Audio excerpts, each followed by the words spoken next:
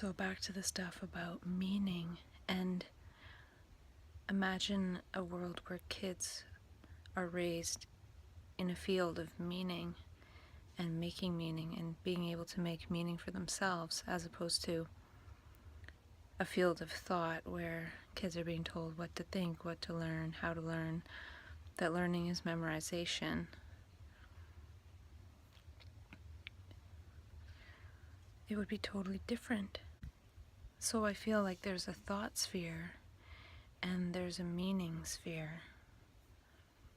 And from the meaning sphere, we mechanistic ways. And maybe we go from being human doings to human meanings. Or human beings to human meanings. And we can tap into the field of meaning just like most of us are tapped into the field of thought all the time.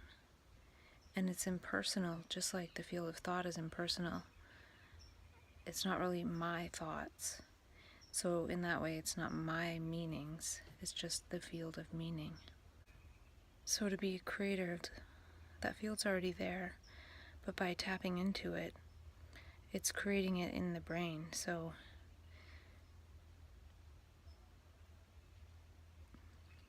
just like the field of thought is reflected in the brain, there's the field of meaning, which is probably already there. But if we harvest it and speak from that, then it's actually changing the brain. So the field of meaning is changing the brain because the field of meaning is a different environment than the field of thought. One of the good things about talking myself through this process of coming off medications is that I can really notice when I'm feeling better.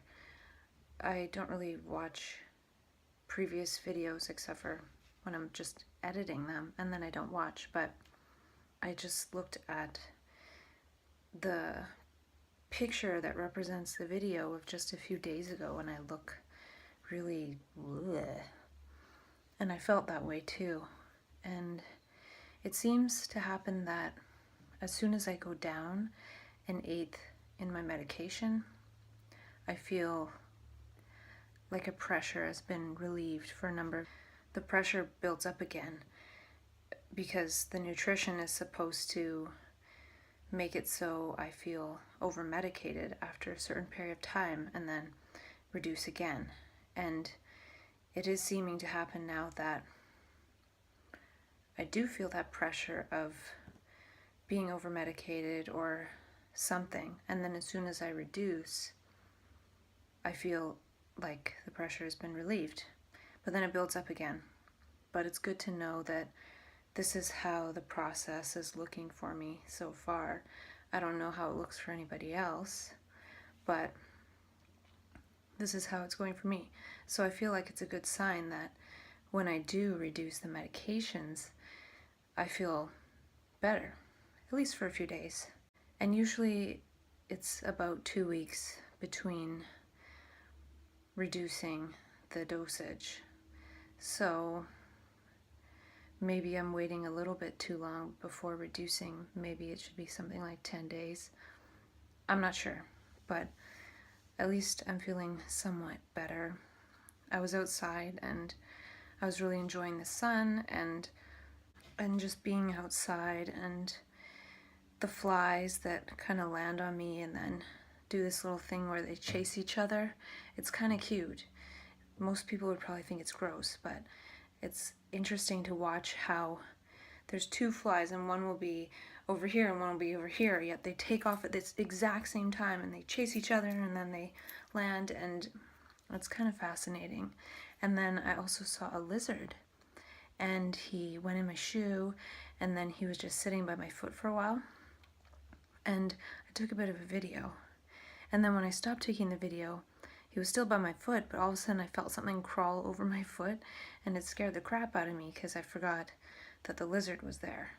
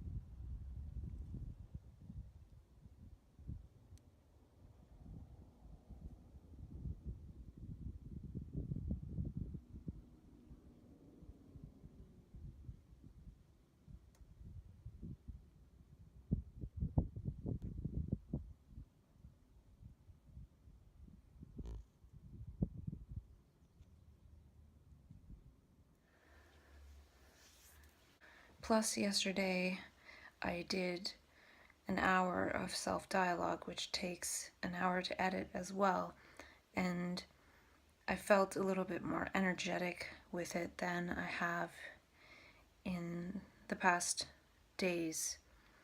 I was starting to switch over to just sort of talking about how things are going, and that didn't seem to work very well. And then I've done some self-dialogue where I probably didn't sound that enthusiastic, but part of this process is just doing it anyways, because I think that is better than nothing. And I think I was just talking about how wrong meaning destroys the brain. I feel it causes the brain to break down.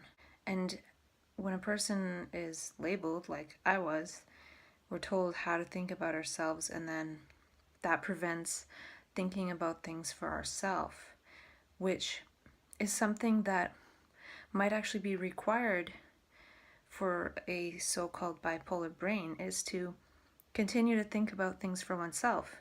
Because when we were initiated into the process, we were thinking about things for oneself, and maybe too far to the extreme, or who knows. But what I'm trying to say is continuing to make meaning and think about things for oneself and wonder and really look into things, and especially wonder about our own brain, is embodying one's mania. And it's part of what that energy tries to do. So in my theory or theories, by being in alignment with what that energy is trying to do, but in a grounded way, or when we're in states of consciousness that aren't extreme, are good things to do, because it allows the brain to practice those traits and behaviors and things that it was trying to do with that energy when the energy is not there.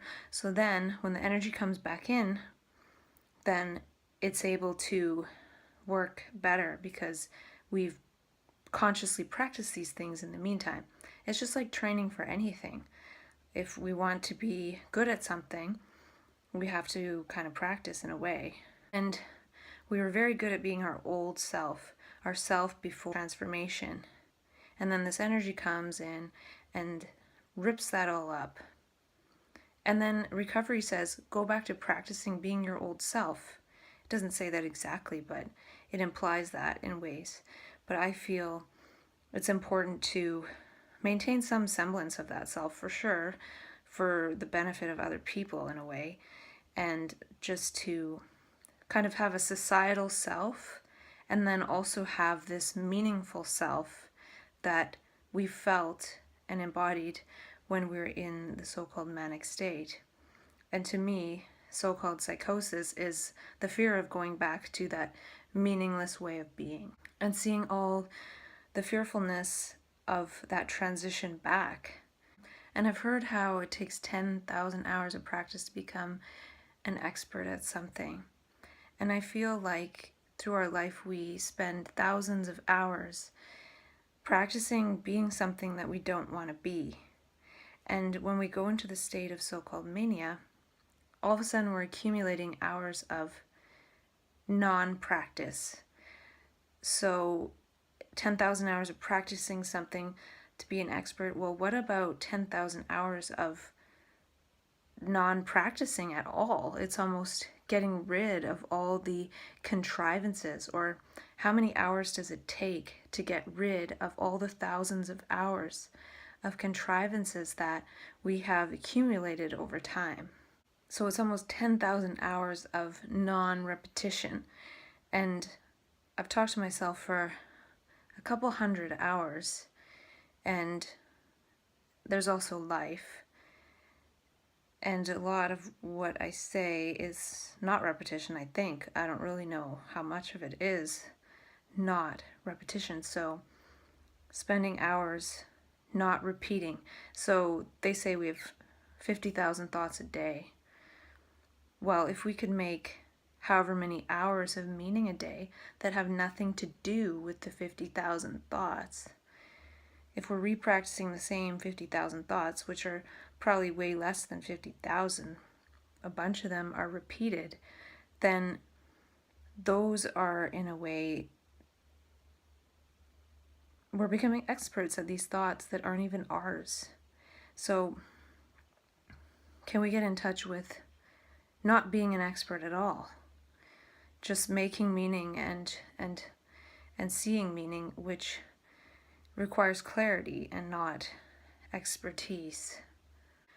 So I feel like the 10,000 hours doesn't apply to people who live in this field of meaning, because each moment could be something completely different, and one might not want to practice anything at all. And I feel like I need to live in the field of meaning, and when I get back in touch with that, then life has a completely different flavor. The system and the field of thought is very limited, and map consciousness breaks that limitation. And anyone who's experienced it knows how unlimited it feels. Of course, it's still limited in certain dimensions, but maybe the meaning feels unlimited. Whereas thoughts definitely limit the meaning of life to what thought is thinking through us. And probably when the brain first broke into reason, it was breaking through limitation, breaking through the limitation of religions. And I'm not saying there's anything wrong with religions per se. I'm just saying back when the religious mind was the dominant mind, and now that's not the case. And Dr. David Bohm talks about proprioception of thought. And I feel like in map consciousness, there's proprioception of thought. We see what thought is doing, or there's an element that sees what thought is doing, instead of just being what thought is doing and not seeing what it's doing. When you see what something's doing, you can change it. But when you think that's just how it is, there's no way to actually change it. And I think just the seeing of what it's doing is what changes it. Because if people who went into map consciousness and saw the whole mechanism of thought and what it's doing were supported to get through that and move beyond thought, it would be a different story. But unfortunately, we are given thoughts to think about that process and told to identify with that and hold on to it strongly and believe that we're diseased and defective and not make meaning out of it and not continue to make meaning. And that's a good segue into what I came across last night on Twitter. And I don't often click on the links, but I just happened to. And I actually feel it's something that I needed to see and read and learn. And I clicked through to an article on bphope.com, and it was titled 3 Simple Ways to Explain Bipolar Disorder to Friends and Family. And the article itself isn't as important as something that I read in the comments, but I'll still talk about the article anyway. So the article gives 3 ways to explain bipolar disorder simply. And it was written by Gabe Howard, and I'm all for anybody who wants to go out there and talk about experience and anything in order to help people. So I'm only mentioning this to contrast it a little bit to how I've thought of this experience for myself, which is outlined in these 100 or so hours of talking. And I don't think I've ever said anything like, bipolar disorder is a severe and persistent mental illness with a 15% death rate. Typical symptoms include racing thoughts, which lead to hurried and nonsensical speech, rapid mood swings ranging from depression all the way to mania, staying awake for days at a time without tiring, and grandiose thinking, such as believing you have more fame, money, or authority than you really do. And 2 other definitions. And he said that he was trying to brainstorm simpler ways to explain bipolar disorder to people who didn't understand but want to. And those might be good to use because most people don't have time to really go into things. But I wonder if I could create some simple definitions that are a little bit more something, I don't know. And maybe I'll be singing a different tune if I am unable to come off these medications and I go into some crazy mania and then psychosis and depression. So I'm not saying that those kind of definitions have no validity. I'm just saying that I would like to see more reframing and more meaning making. And that's why I do this. That's why I do what I do. Because that's how the mental health system would love us to be talking about ourselves and believing. And to his credit, he said, obviously there must be hundreds, if not thousands, of ways to explain bipolar disorder simply. And then he explains stuff using the comments below. Or give your explanation. So then I went to the comments section below, and a woman calling herself Patricia Louise gave a long response about some of the research she's done on what happens in the brain in somebody with bipolar disorder. And she says, I've probably read over 100 studies on bipolar during the last 20 years. There's tons of info about what this brain disease is, but I remain frustrated that these studies have so few participants and so high margin of error, and then it's concluded that there needs to be more studies. And she continues, the tragedy is that this illness really could be diagnosed by empirical scientific data if just a little more effort and money was put into it. So she goes on to talk about what happens in the brain, and she says, here's what I've learned in some studies I've read during the past 15 to 20 years. Those studies using functional MRIs, structural MRIs, PET scans, and FLAIR imaging during acute phases of bipolar. BP is a neurological illness which alters structures within the brain. The amygdala, a small almond-sized structure which regulates emotions, doubles in size during the manic phase, but only on the left side of the amygdala. The left brain, the rational brain. As a result of the size change, it becomes dysfunctional. Thus, a person has poor control over their emotions.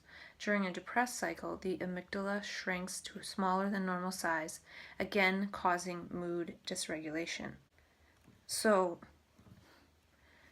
I don't know if I want to insert my comments during or after. She continues with the hippocampus, our long-term and short-term memory stick, also loses volume during the acute phase of the illness, especially the lower section and the tail of the hippocampus, which is responsible for short-term memory. Thus, one can't remember where he put his car keys, left his jacket, etc. The prefrontal cortex, responsible for cognitive functions such as reasoning, judgment, and temperament, is so overactive that the neurons keep overfiring at the synapses, which is the space between the neurons.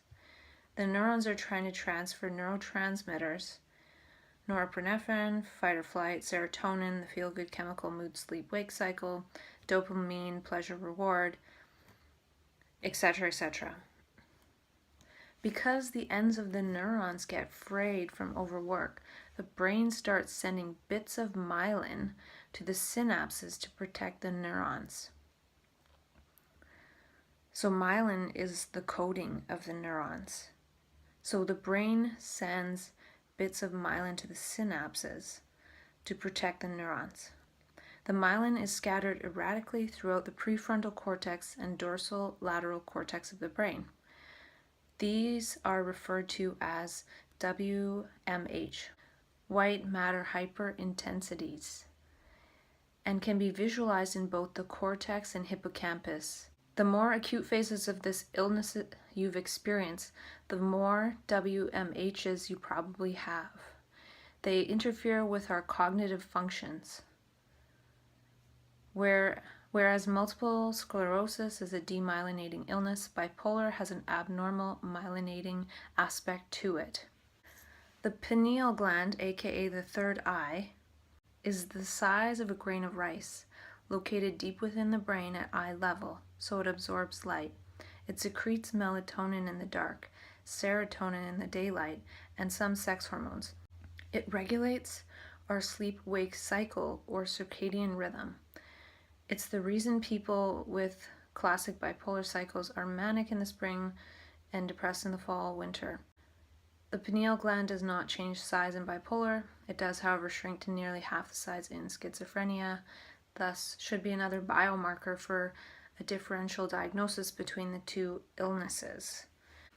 As the pineal gland calcifies with age, it becomes less effective. Unfortunately, the pineal gland is becoming calcified at younger ages now, not due to calcium, but due to the neurotoxin called fluoride. The pineal gland has the highest concentrations of fluoride in the human body, far more than bones or teeth. Two good things to say. Studies have shown that some of these WMH in the prefrontal cortex actually do help some of the neurons to regenerate. The other thing I've learned is that lithium continues to have tremendous healing powers on brain pathways. In conclusion, when somebody asks what bipolar is, we need to answer like this. It is a neurological illness. It is a brain illness. If we are ever to get rid of the stigma associated with bipolar, we need to bury the confusing phrase mental illness. There is no mental in the human body. Mental is simply a function of the brain. And somebody else later said that lots of people in my country that have bipolar were given oxytocin at delivery. Not sure if it's relevant, but I find it interesting.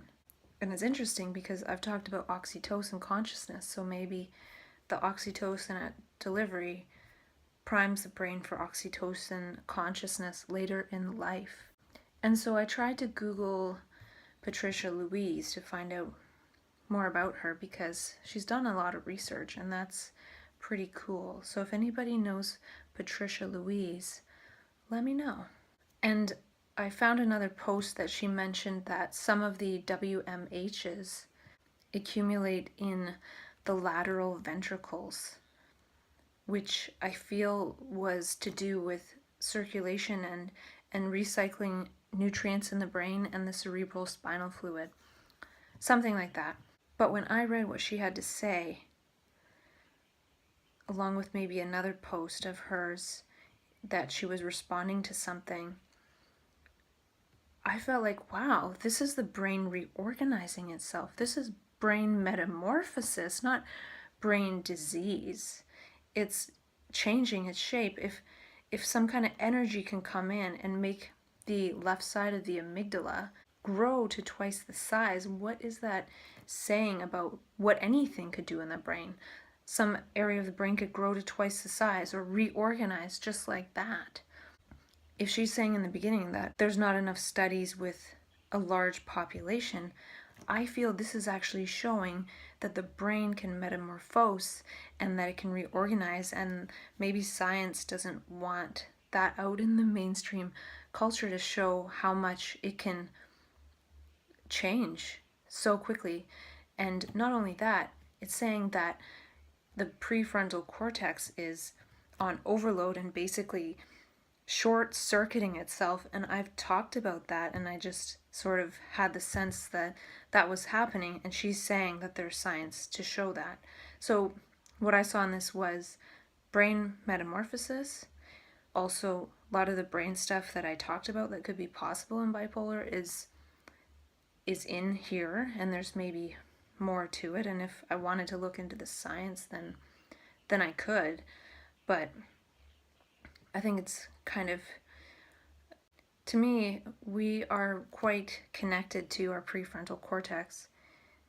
We're identified with it. We're identified with our thoughts.